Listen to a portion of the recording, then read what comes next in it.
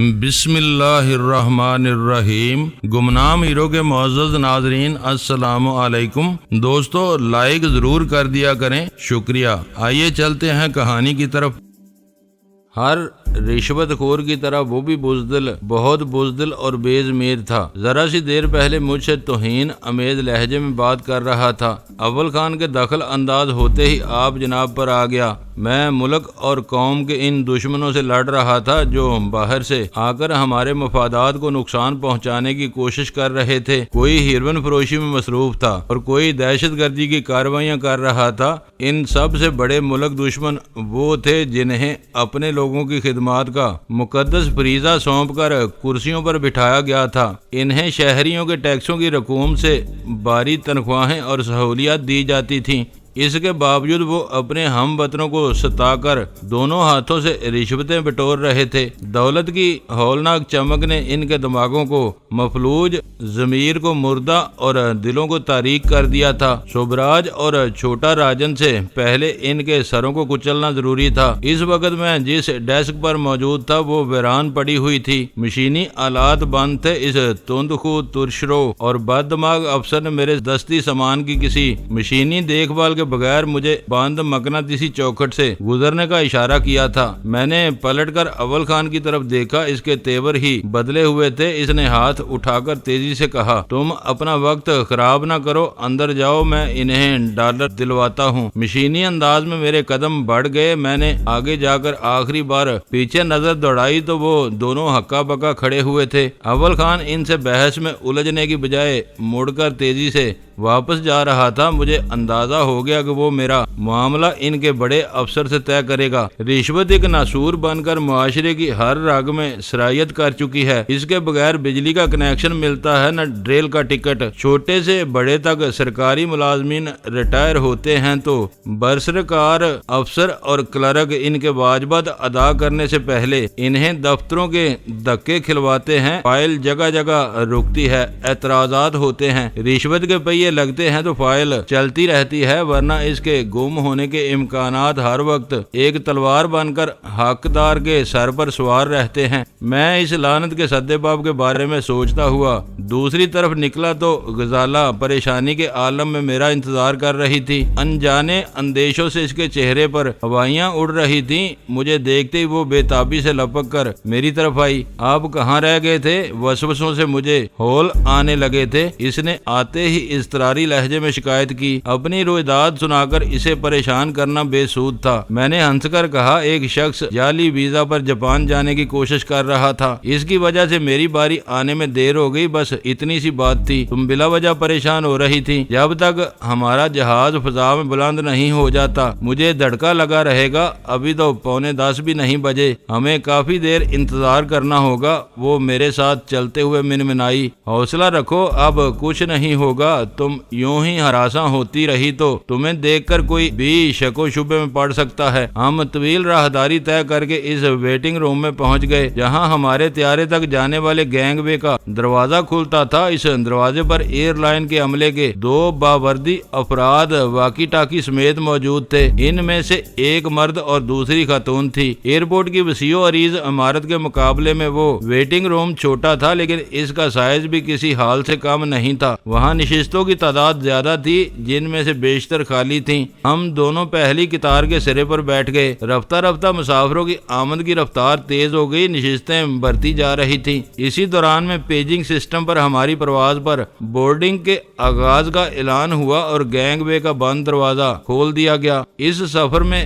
میری مرضی اور انتخاب کا سرے سے کوئی دخل نہیں تھا۔ میں نے جلال کے ایک مشورے پر عمل کرنے کی رضامندی ظاہر کی تھی۔ فرضی نام پر شناخت نامے کی تیاری سے لے کر سیٹ کی بکنگ تک کے سارے مراحل جلال نے اپنی مرضی سے طے کیے تھے۔ میں طیارے میں پہنچا تو میرا دل خوش ہو گیا۔ وہ بڑا جہاز تھا جس میں بیٹھنے کے بعد گھٹن کا ذرا بھی احساس نہیں ہو رہا تھا۔ خوش رو عملے کی استقبالیہ مسکراہٹوں سے گزرنے کے بعد میں نے اخبارات اور رسائل کی ٹرالی سے بے اختیار 2 بڑے مقامی اخبار اٹھا لیے۔ وہ عجیب اتفاق تھا کہ اس روز ہماری روانگی تک آ کر ہمارے گھر نہیں پہنچا تھا۔ ہمارے ذہنوں میں سفر کے مضمون نمرات کا اتنا بوجھ تھا کہ کسی کو اخبارات کا خیال نہیں آیا۔ طیارے میں اس ٹرالی پر نظر پڑتے ہی سوبراج کے بارے میں میرے ذہن میں سویا ہوا تجسس جاگ اٹھا۔ میں یہ جاننے کے لیے بے چین ہو گیا کہ اس کے بھیجے ہوئے 7 بدماشوں کے بارے میں اخبارات کیا کہہ رہے تھے۔ دستی بیگ جہاز کے کیبن ریک میں اڑسنے کے بعد میں نے غزالہ کے ساتھ اپنی سیٹ سنبھالی اور پھر ایک اخبار اس کی گود میں ڈال کر دوسرا خود کھول لیا۔ انگریزی اخبار کے پہلے صفحے پر رات کے واقعے کی 3 کالمی سرخی دیکھ کر میرا دل خوش ہو گیا۔ غیر ملکی دہشت گردوں سے خون ریز مقابلہ، 4 ہلاک 3 گرفتار۔ ذیلی سرخی میں سوبراج کے بچ جانے کی اطلاع تھی۔ ہم سب اپنے گھر کے بند کمرے میں بیٹھ کر جو کچھ سوچ رہے تھے، جلال بے خوفی سے اس پر عمل کر گزرا تھا۔ بروقت اور صحیح فیصلہ اس کے کردار کی خاص پہچان بنتے جا رہے تھے۔ جلال بہت تیز اور فتین آدمی ہے۔ غزالہ اردو اخبار دیکھ کر دبی آواز میں کہہ رہی تھی، وہ اپنے دشمن سے نفسیاتی جنگ لڑنا جانتا ہے۔ میں نے چونک کر اس کی طرف دیکھا، آس پاس نظریں دوڑائیں، پھر آہستہ سے کہا، میں بھی وہی خبر پڑھ رہا ہوں، اس پر کوئی تبصرہ مت کرو، دیواروں کے بھی کان ہوتے ہیں۔ Okay sir. غزالہ نے ایک ادا سے اپنے سر کو خم دے کر کہا، میں بھی محتاط ہوں، ابھی ہمارے آس پاس کی بیشتر نشستیں خالی ہیں۔ وہ خاصی طویل خبر تھی۔ اس کی اہمیت کے پیش نظر اخبار نے اس واقعے کی پوری تفصیلی رپورٹ کی تھی۔ خبر میں سب کچھ وہی تھا جو جائے واردات پر پیش آیا تھا۔ اس میں صرف اتنا اضافہ کیا گیا تھا کہ سرکاری ایجنسیاں اپنے بھرپور وسائل کے ساتھ سوبراج کا پیچھا کر رہی تھی۔ انہیں باوثوق ذرائع سے خبر ملی تھی کہ سوبراج بھارت سے آئے ہوئے 5 خطرناک دہشت گردوں کے ساتھ ان کے 2 مقامی ساتھیوں کو شہر میں دہشت گردی کی نئی وارداتوں کے بارے میں ہدایت دینے کے لیے 9 بجے ہاب ریور روڈ پر واقع مزار والی پہاڑی کے دامن میں آئے گا۔ ایک ایجنسی کی پارٹی نے اسے وہاں گھیرنے کی پوری تیاری کر لی تھی۔ 7 افراد مقررہ وقت تک وہاں پہنچ گئے لیکن سوبراج نہیں آیا۔ اس کے طویل انتظار کے بعد 7 مجرموں نے وہاں سے لوٹنا چاہا تو انہیں للکارا گیا۔ انہوں نے اچانک اندھا دھند فائرنگ شروع کر دی۔ ایجنسی کے مشاق عملے نے اپنے دفاع میں جوابی فائر کھولا اور کچھ دیر کی خوفناک فائرنگ کے بعد مجرموں کے ہتھیار خاموش ہو گئے۔ ان تک پہنچنے کے بعد پتا چلا کہ 7 میں سے 4 افراد ہلاک ہو چکے تھے، جن میں بھارتی گجرات کے شہر سورت کا بدنام زمانہ اسمگلر اور دہشت گرد وجے بھی شامل تھا۔ اس کے بقیہ 3 ساتھی بری طرح زخمی ہوئے تھے۔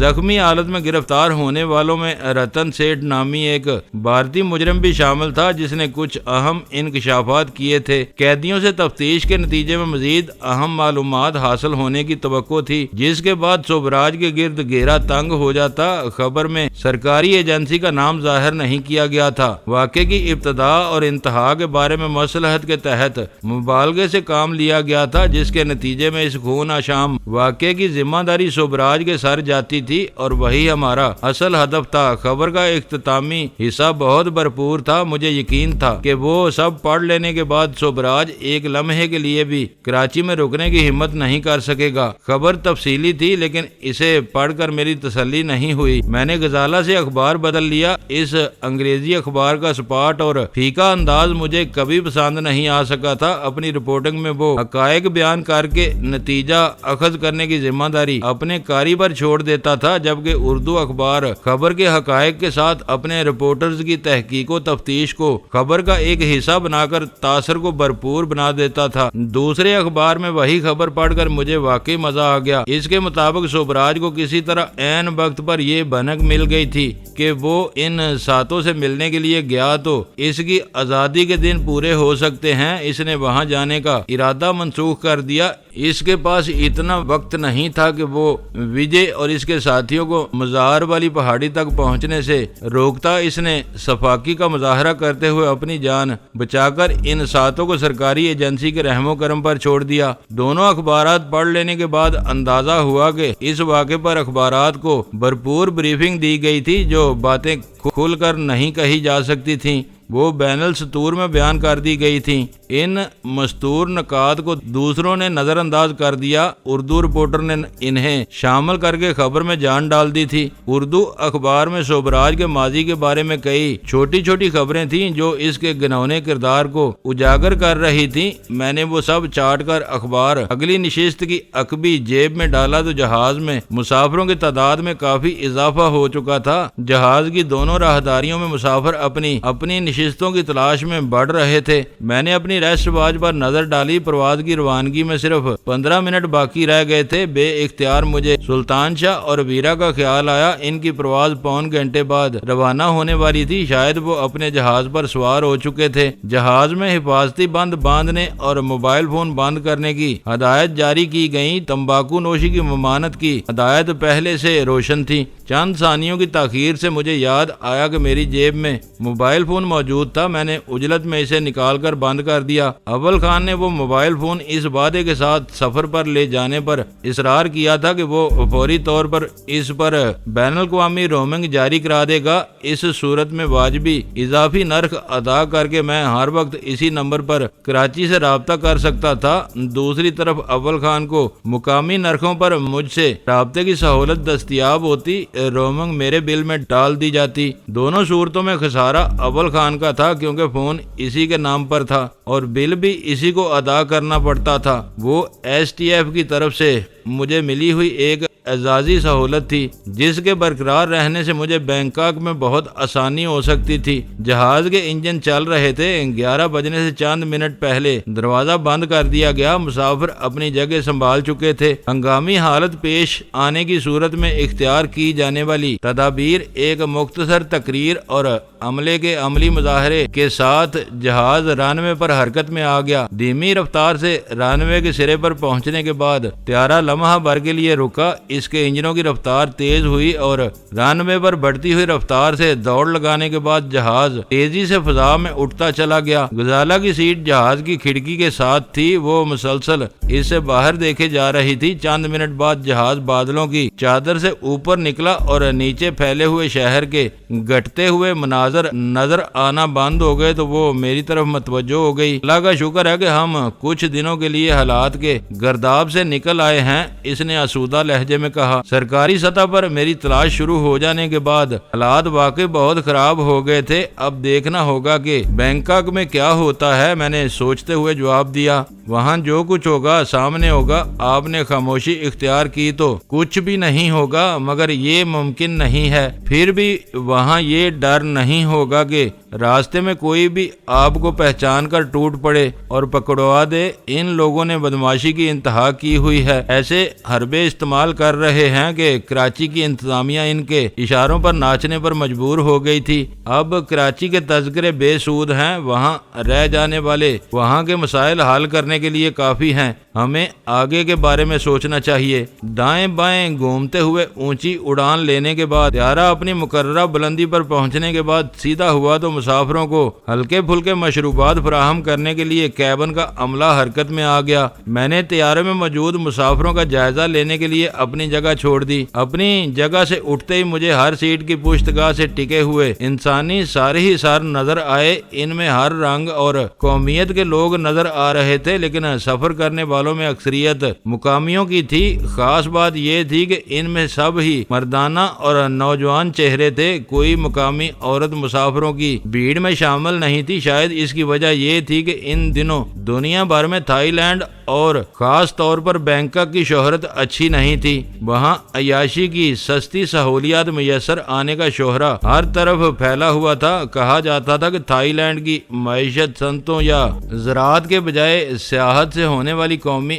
آمدنی پر چل رہی تھی۔ اس میں سے بیشتر زر مبادلہ وہ منظم گروہ کما رہے تھے جو آمدنی اور ملازمت کے لالچ میں دیہی علاقوں سے بینکاک کا رخ کرنے والی نوخیز مقامی لڑکیوں کو گھیر کر گناہوں کی دلدل میں اترنے پر مجبور کرتے تھے۔ ان لڑکیوں کی رفاقت میں رنگین لمحات گزارنے کے سہانے سپنوں کے ساتھ عیاش طبع مقامی جوک در جوک ادھر جاتے تھے۔ ان کے ایسے پروگراموں میں کسی عورت کا ساتھ نہ ہونا قابل فہم تھا۔ دوسری قوموں کے مسافروں میں خال خال عورتیں نظر آ رہی تھیں۔ راہداری سے گزر کر عقبی باتھ روم کی طرف جاتے ہوئے میری نظر چند حسین اور شاداب سفید فام نسوانی چہروں پر پڑی تو میرے ذہن میں غیر ملکی چینل سے نشر ہونے والا ایک انٹرویو تازہ ہو گیا جو بینکاک کی معاشرت کے ساتھ مغرب کی بے راہ روی کا کھلا اشتہار تھا۔ وہ ایک جرمن جوڑے کی کہانی تھی۔ دونوں کسی اولاد کے بغیر خوش و خرم زندگی گزار رہے تھے اور ایک دوسرے کی خفیہ سرگرمیوں سے یکسر بے خبر تھے۔ 10 برس گزار لینے کے بعد دونوں کو تھائی لینڈ کی سیاحت کی سوجی۔ بینکاک پہنچنے کے 5ویں دن عورت نے ایک قریبی ہوٹل میں اپنے شوہر کو رنگے ہاتھوں پکڑ لیا۔ وہ ہوٹل میں ایک 17 سالہ مقامی لڑکے سے کئی روز سے ملاقاتیں کر رہا تھا۔ بیوی کی لا علمی میں اس نے ایک کمرہ اس ہوٹل میں بھی لیا ہوا تھا۔ شوہر دہل گیا۔ اس کی ازدواجی زندگی یکا یک تباہی کے دانے پر پہنچ گئی تھی۔ دونوں میں علیحدگی کی نوبت آتی تو وہ بدترین مالی بحران کا شکار ہو جاتا، مگر اس کی بیوی سمجھدار تھی۔ اس نے صاف الفاظ میں اپنے شوہر کو بتایا کہ پچھلے کئی سالوں سے وہ اس سے مطمئن نہیں تھی۔ اس کی خواہش تھی کہ وہ کسی کم عمر نوجوان سے مراسم استوار کرے۔ اس مقصد کے لیے اسے اپنے شوہر کا مقامی دوست پسند آیا تھا۔ دونوں میں سمجھوتا ہو گیا۔ شوہر نے دوسرے ہوٹل کا کمرہ چھوڑ دیا اور وہ مقامی لڑکا ان دونوں کی خلوت کا تیسرا شریک بن گیا۔ انہوں نے لڑکے کو اپنے ساتھ جرمن چلنے کی پیشکش کی۔ اس نے مقامی مافیا کے چنگل سے نکلنے کے لیے اس موقع کو غنیمت سمجھا اور چوری چھپے سفر کی تیاری کر لی۔ وہ تینوں روانگی کے ارادے سے ایئرپورٹ پہنچے تو جرمن جوڑے کو اس نابالغ لڑکے کو ورگلا کر بیرون ملک اسمگل کرنے کے الزام میں گرفتار کر لیا گیا۔ 17 سالہ لڑکا بلوغت کی قانونی عمر سے 1 برس چھوٹا تھا۔ بینکاک کی جنسی مافیا کے کارندے خود کو اس کا سرپرست ظاہر کر کے لڑکے کو اپنے ساتھ لے گئے۔ جرمن جوڑا اپنے مقدر کا لکھا بھگتنے کے لیے مقدمے کا سامنا کر رہا تھا۔ میں بینکاک جا رہا تھا۔ اس شہر کے بارے میں سنے سنائے واقعات یکے بعد دیگرے میرے ذہن میں سر ابار رہے تھے۔ یہ بات جانتا تھا کہ سارا شہر اور سارا ملک ایسا نہیں تھا، لیکن وہاں اخلاقی بگاڑ کی جڑیں خاصی گہری ہو چکی تھیں۔ بے راہ روی کے واقعات عام تھے۔ میرے لیے اس کیچڑ سے اپنا دامن بچائے رکھنا ضروری تھا۔ میں واش روم سے ہو کر اپنی سیٹ پر واپس لوٹا تو غزالہ سنگتروں کے ٹھنڈے رس سے لطف اندوز ہو رہی تھی۔ آپ نے مسافروں کا جائزہ لے لیا؟ اس نے مسکرا کر پوچھا۔ مطلع صاف ہے، اس طرف کوئی مشتبہ چہرہ نظر نہیں آیا، سب شرفا ہیں۔ بینکاک تک کا سفر کم و بیش 4.5 گھنٹے کا تھا۔ ہم مشرق کی سمت میں سفر کر رہے تھے، اس لیے وقت لمحہ بلمحہ بڑھتا جا رہا تھا۔ ہمارے بینکاک پہنچنے پر وقت ہماری گھڑیوں سے 2 گھنٹے آگے ہو چکا ہوتا۔ وقت کے اس ضیاع کو پورا کرنے کے لیے جہاز میں کچھ دیر بعد ہی دوپہر کے کھانے کی فراہمی کا سلسلہ شروع ہو گیا۔ کھانے کے بعد میرے ذہن پر ہلکی سی غنودگی طاری ہونے لگی اور میں نے اپنی آنکھیں موند لیں۔ غزالہ کھڑکی سے باہر جھانک رہی تھی۔ جہاز ابر آلود فضاؤں سے نکل کر شفاف فضا میں اڑ رہا تھا، جس کے نتیجے میں زمینی مناظر صاف نظر آ رہے تھے۔ پرواز موسمی زیرو بم سے آزاد اور بہت ہموار تھی۔ میں اپنی سیٹ میں کافی دیر تک اونگتا رہا۔ چائے اور کافی کا دور شروع ہوا تو میں سنبھل کر سیدھا ہو گیا۔ جہاز کے پیجنگ سسٹم پر بینکاک کے موسم وغیرہ کے بارے میں معلومات فراہم کی گئیں۔ پھر لگی بندی احتیاط پیش بندیوں کے ساتھ لینڈنگ کی تیاریاں شروع ہو گئیں۔ اس پرواز کے لیے بینکاک آخری منزل نہیں تھی۔ کچھ دیر رک کر سارے کو ہانگ کانگ کے لیے روانہ ہو جانا تھا۔ میرا اندازہ تھا کہ جہاز میں نظر آنے والے بیشتر پاکستانیوں کا سفر بینکاک میں ختم ہو جانا تھا۔ ہم بینکاک پہنچے تو فضا روشن تھی۔ سورج غروب ہونے میں خاصی دیر باقی تھی۔ امیگریشن اور کسٹم کے رسمی مراحل سے گزر کر ہم باہر نکلے تو زر مبادلہ کا کاؤنٹر نظر آیا۔ میں نے سوٹ کیس غزالہ کے پاس چھوڑ کر فوری ضروریات کے لیے $100 کا ایک چیک بات میں منتقل کرایا۔ پھر ہم دونوں گرد و پیش سے لطف اندوز ہوتے ہوئے خراما خراما عمارت سے نکاس کے راستے پر چل پڑے۔ بینکاک میں کسی نے ہمارا سوٹ کیس کھلوانے کی ضرورت محسوس نہیں کی تھی اور بیم گن آرام سے نکل آئی تھی۔ بیرونی ہال میں تھائی لینڈ کے کئی محکموں کے اسٹال وہاں آنے والے سیاحوں کی رہنمائی کے لیے موجود تھے۔ میں نے ہوٹل میں کمرے کے حصول کے لیے ایک کاؤنٹر کا رخ کیا۔ یہاں ایک متبسم خاتون سیاحوں کی میزبانی کے لیے موجود تھی۔ میں تنہا ہوتا تو تیسرے درجے کے ہوٹل میں بھی قیام کر سکتا تھا، لیکن غزالہ کے ساتھ اس شہر خرابات میں کوئی رسک نہیں لیا جا سکتا تھا۔ خوش شکل سفید فام خواتین پر نظر پڑنے کے بعد یاد آنے والے انٹرویو کی وجہ سے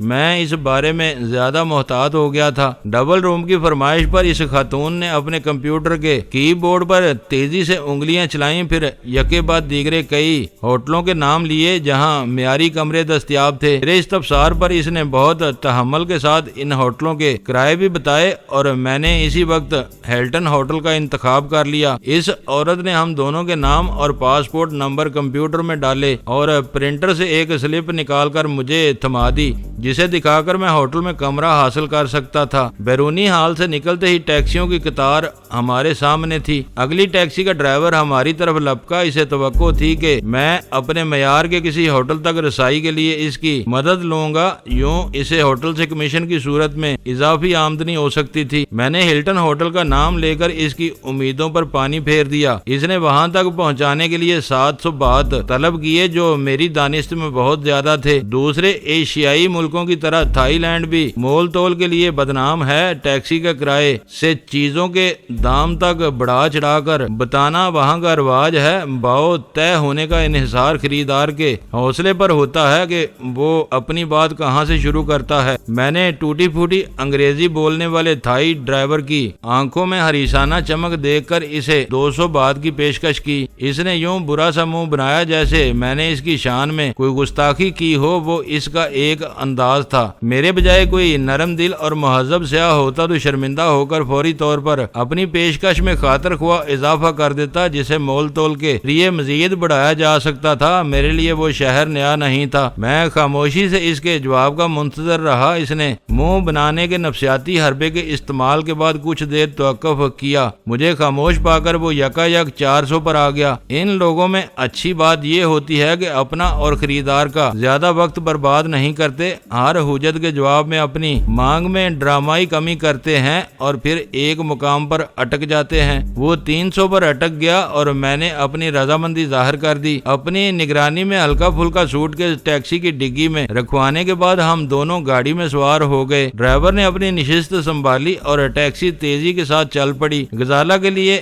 وہ مول تول بہت دلچسپ ثابت ہوا۔ وہ اس کے لیے بینکاک کا پہلا سبق تھا۔ ٹیکسی کچھ دیر تک باغات یا کھیتوں کے درمیان سے گزرتی رہی۔ سڑک کشادہ تھی اور اس پر ٹریفک بہت زیادہ نہیں تھا۔ شاید وہ سڑک ایئرپورٹ تک آنے جانے کے لیے ہی بنائی گئی تھی۔ رفتہ رفتہ آبادی کے آثار نظر آنا شروع ہو گئے۔ غزالہ حیرت اور دلچسپی سے ان اجنبی مناظر کا نظارہ کر رہی تھی۔ گنجان اور بارونق شہری علاقے میں داخل ہوتے ہی غزالہ رکشے نما عجیب سی سواری کو سڑک پر دوڑتا ہوا دیکھ کر چونک پڑی۔ رکشوں کی وبا یہاں بھی پھیلی ہوئی ہے۔ یہ یہاں کی سب سے مقبول پبلک ٹرانسپورٹ ہے۔ اسے ٹک ٹک کہا جاتا ہے۔ کہنے سے کیا فرق پڑتا ہے، یہ ہمارے آٹو رکشا کی بگڑی ہوئی شکل ہے۔ شہر میں ہر طرف گندمی رنگت کے پستہ قامت تھائی باشندوں کے ہجوم رواں دواں تھے۔ ان میں کثرت سے غیر ملکی چہرے نظر آ رہے تھے۔ بینکاک کے ٹیکسی ڈرائیوروں کے بارے میں میرے پرانے تجربات خوشگوار نہیں تھے۔